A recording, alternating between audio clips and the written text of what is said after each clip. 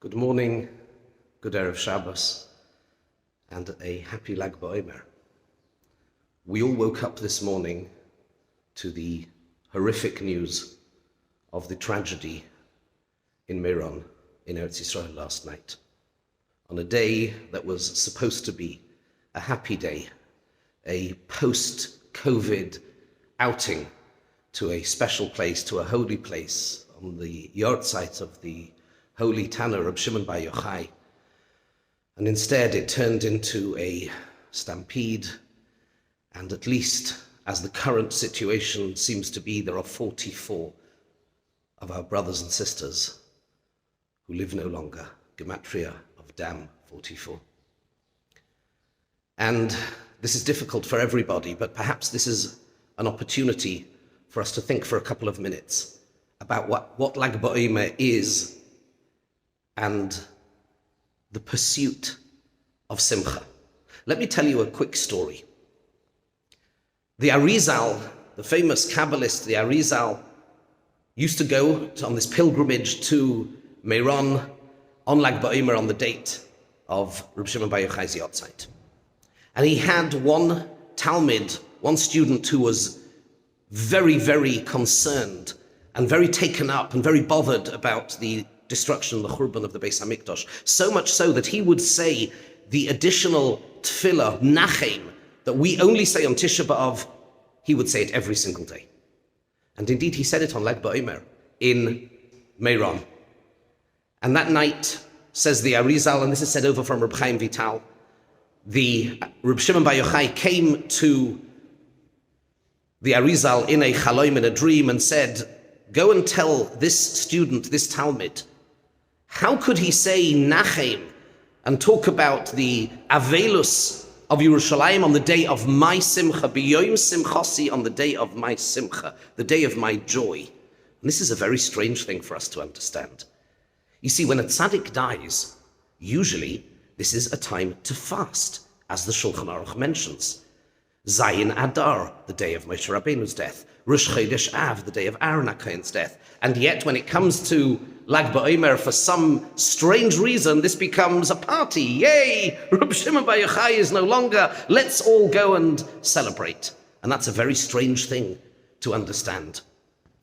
And the real answer, in short, is that when a part of Torah is closed off and we no longer have access to it, that indeed is a cause not to be happy. However, when Reb Shimon Bar Yochai, just before he passed away, we know from the bits of the Zohar that were extra, we know what he told his Talmidim on the day of his death, the Idra Rabbah, the Idra Zutra, and he revealed all of the secrets of Torah. That, and then he said, my job is done. Game over. I've done what I came here to do, and I can now return my soul, my neshama, back to the Rabbeinu Shalom, because I've done my job. Torah is now fully revealed. And that is the Simcha. And that is an eternal Simcha, because that's something then that we can all access. You see, Simcha, joy, happiness is important, but we must take issue with Thomas Jefferson. He wrote in the American Declaration of Independence that all people have this unalienable right: life, liberty, and the pursuit of happiness. We have a right to life, we have a right to be free, and we have a right, it seems, to pursue happiness, to run after happiness. That's really interesting, because in davening every day, we say pretty much the opposite. We say, Yismach Leiv Mevakshe Hashem. Happiness is found in the pursuit, in the chase, in the journey of trying to find Hashem in us, in the Torah, and in others. It's not the pursuit of happiness. The happiness is in the pursuit. When I live a meaningful life, and even if and when I am challenged, when things don't always go my way, but I know who I am, I know where I've come from, I know where I'm going to, and I'm confident in that, then my life has meaning, my life has purpose, and I can deal with the challenges.